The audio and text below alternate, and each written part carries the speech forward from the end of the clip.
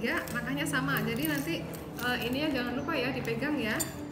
Tuh, nah sampel yang ketiga kita ambil ya. Nah sampelnya kebetulan berwarna. Nah kalian sudah bisa mengira ini kalau yang biru ini sampelnya apa. Nah tapi kalau mau memintakan approvement ke dosennya, jadi harus dicek satu persatu sama seperti tadi ya. Langkah yang pertama, ambil sampelnya,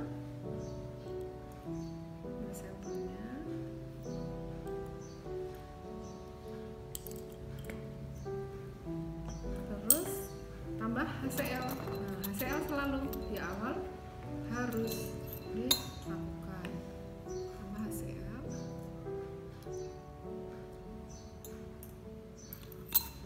Nah, tidak terjadi perubahan. Nah, kalau ditambah HCl tidak terjadi perubahan, berarti dia bukan golongan 1 kan? Nah, berarti masuk ke langkah berikutnya. Nah, kita taruh di sini, ambil lagi.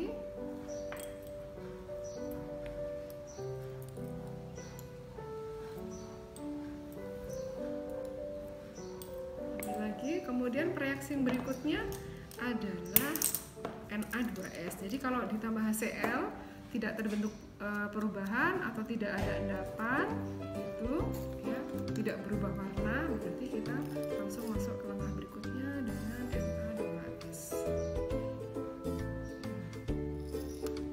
Na2S. Nah, perhatikan warna endapannya. Ya, ini terbentuk endapan yang berwarna hitam. Meskipun larutannya hijau, tapi ada endapannya hitam di sini, jadi seperti pasir. Nah, sekarang lihat di skemanya. Yang endapan hitam, yang dengan Na2S membentuk endapan hitam, itu ada Cu2+, ada Fe2+, Fe3+, CO2+, Ni2+. Nah, kita tinggal mengurutkan saja. Nanti diurutkan sesuai dengan skemanya yang ada di sini. Ya, skemanya diurutkan saja. Jadi nomor 1 apa? Oh, Cu. Cu berarti kita akan tambah dengan NaOH.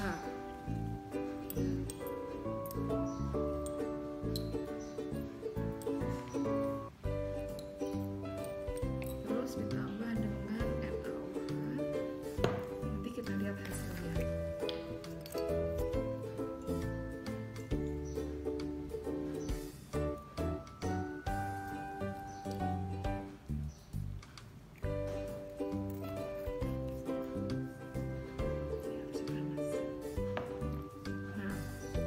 Kalau ditambah NaOH, dia terdapat endapan biru. Nah, endapan biru nanti akan susah untuk membedakan antara endapan biru Cu dengan endapan biru Co. Nah, ini kalau dipanaskan nanti akan berubah menjadi coklat. Sekarang kita panaskan dulu. Nah, ini dipanasi dulu supaya bisa membedakan dengan Co.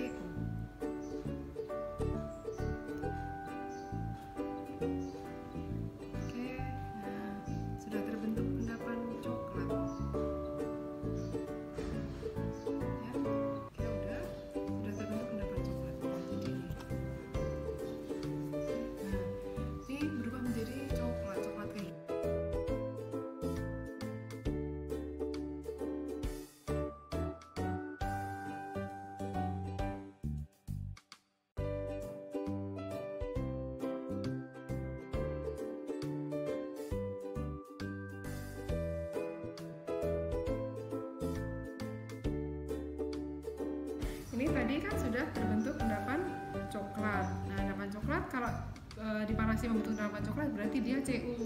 Tapi harus butuh pembuktian lagi dengan amonium hidroksida. Ya, jadi kita tambah lagi. Jadi dalam satu kation mungkin percobaannya bisa 3-4 langkah gitu ya. Kemudian ditambah amonium hidroksida.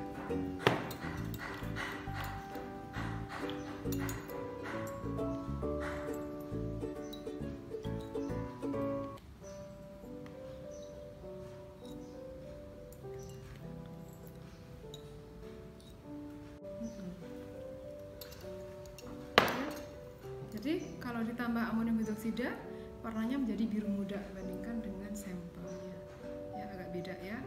Nah, berarti dia sampel nomor 3 adalah Cu2+. Ya.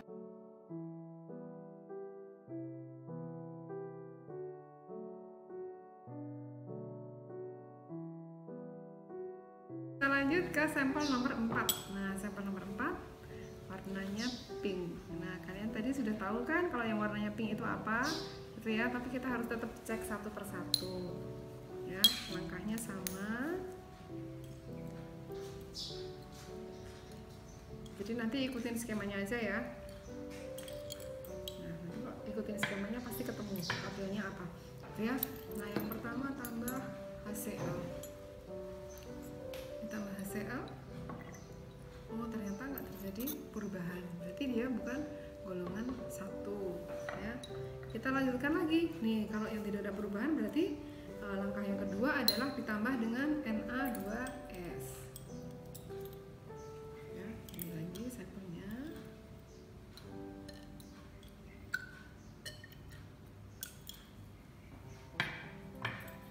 Dengan Na2S.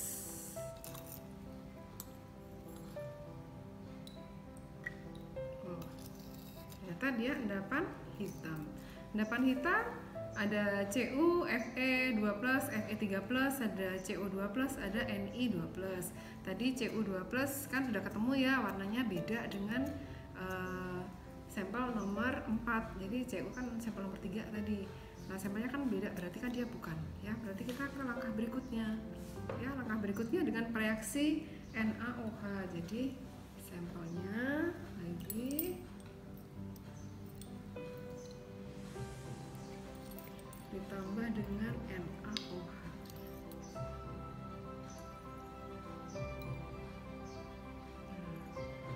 Dia berubah menjadi biru. Nah, jadi bedanya kalau dengan Cu ya, warna birunya agak beda ya. Birunya beda. Nah, terus nanti kalau didiamkan ya, kalau didiamkan nanti warnanya menjadi merah muda kecoklatan. Nah, ini lama-lama berubah ya. Oke, jadi sampel yang ditambah Na2S menghasilkan endapan hitam, kemudian dengan NaOH menghasilkan endapan biru, kemudian menjadi merah muda kecoklatan, maka dia adalah kobalt ya. Jadi sudah ketemu sampel nomor 4. Kita sudah dapat 4 sampel. Kemudian lanjut ke sampel berikutnya.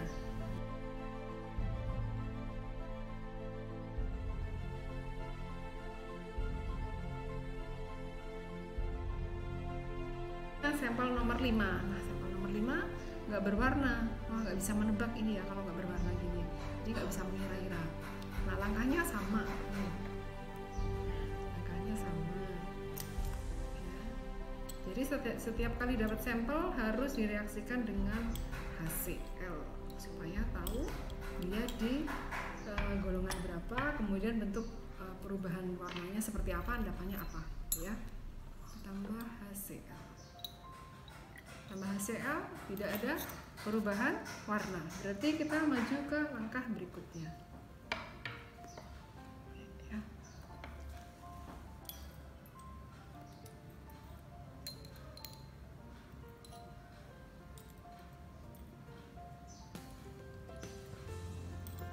Berikutnya ditambah dengan Na2S. Sampelnya ditambah Na2S terjadi endapan putih ya. Endapan putih ini kan ada Al, Zn, Mg, NH4, Ba, Ca, Sr. Nah, sekarang dari tabel ini diurutkan saja. Diurutkan saja. Jadi nomor 1 Al, nomor 2 Zn gitu kan. Nah, sekarang kita coba apakah dia Al atau bukan gitu ya. Kita ambil tabung yang kosong, kemudian ambil sampel nomor 5 ya tadi ya. Nomor 5.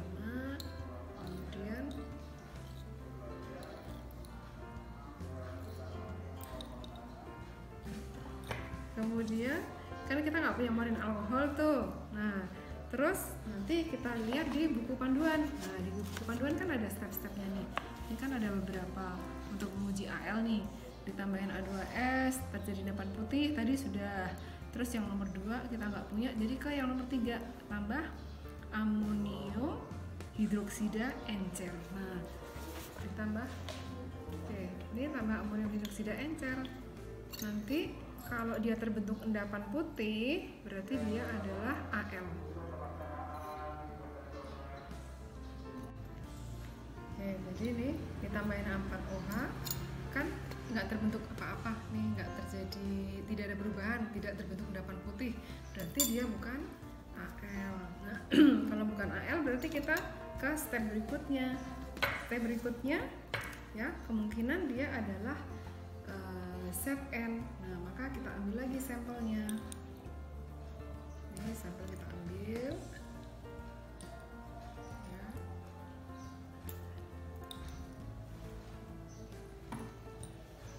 Ambil sampel, kemudian ditambah dengan asam sulfat encer. Asam sulfat encer. Kemudian tambah CuSO4.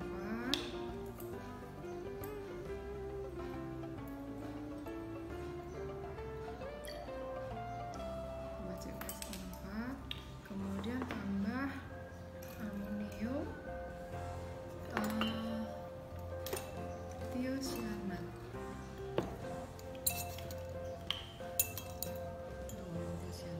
Nah, nanti hasilnya akan terbentuk endapan ungu. Nah, ini kan larutannya berubah menjadi hijau. Terus nanti lama-lama dia akan berubah warna hijaunya menjadi pudar gitu ya. Terus nanti ada endapan ungunya di bawah kalau sudah lama. Jadi kita harus tunggu dulu ya, kita tunggu dulu beberapa saat. Jadi setelah ditunggu ini akan terbentuk endapan ungu, tapi sebenarnya ungunya nggak ungu banget ya, abu-abu keunguan, tapi ada warna ungunya sedikit. Jadi nanti kalian melihatnya di endapannya ya. Tuh, nah jadi sampel nomor 5 adalah zinc atau Zn2+.